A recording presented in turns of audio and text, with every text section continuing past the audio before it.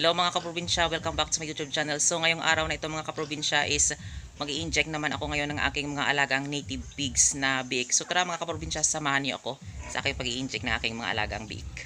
So ayan mga kaprobinsya, ito na yung aking mga alagang native pigs. Ayan, na crossbreed sa Durok.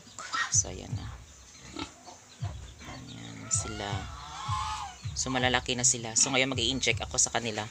So ito yung i-inject ko sa kanila. Iron ito mga kaprobinsya. So para mas mabilis silang lumaki at hindi sila masyadong sakitin. Ayan. Kahit pa paano kasi ina-injectan sila kasi hindi na sila pure na na native. So may blood na sila ng ng hyper na baboy. So ayan. Piggy! So ito yung kanilang mother. So ayan.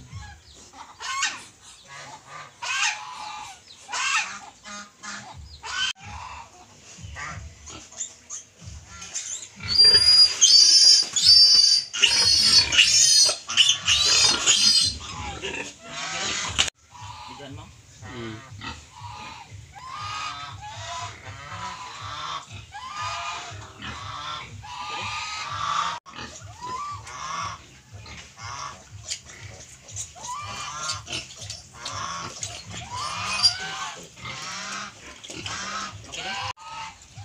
So ayan mga kaprobinsya, tapos na silang injectan. So ayan. Medyo okay na din yung kanilang pangangatawan. Ayan. Hindi.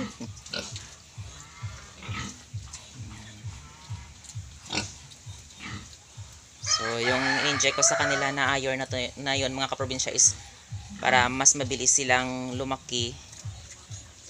Ayan. At maresistensya yung kanilang pangangatawan. So ayan. So yung kanilang yung inahin na ito mga kaprobinsya is yung pinapakain ko sa kanya is yung yung ipa lang ng mais, tapos nilagyan ko ng sisikal or calcium para mas maganda rin yung mabigay niya na na nagata sa kanyang mga sa kanyang mga anak. So ayan.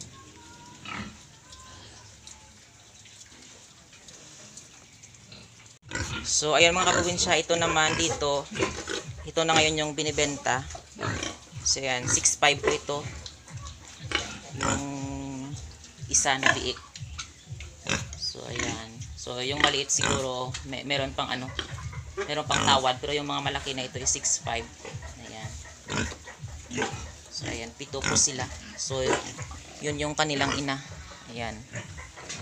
So winalay na siya. Doon na siya nilagay kasi madami na. Yung lahat ng ito mga kaprobinsya is puno na talaga. Meron na talagang mga laman. So ito yung Durok na barako. Ayan. Ito yung inahin na yan, no? So yung inahin na yan mga kaprobinsya is buntis na din yan. Ayan.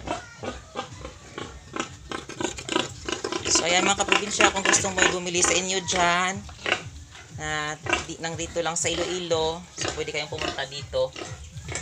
So yung mga biik na ito is crossbreed na ng ng tawag ito, ng hyper na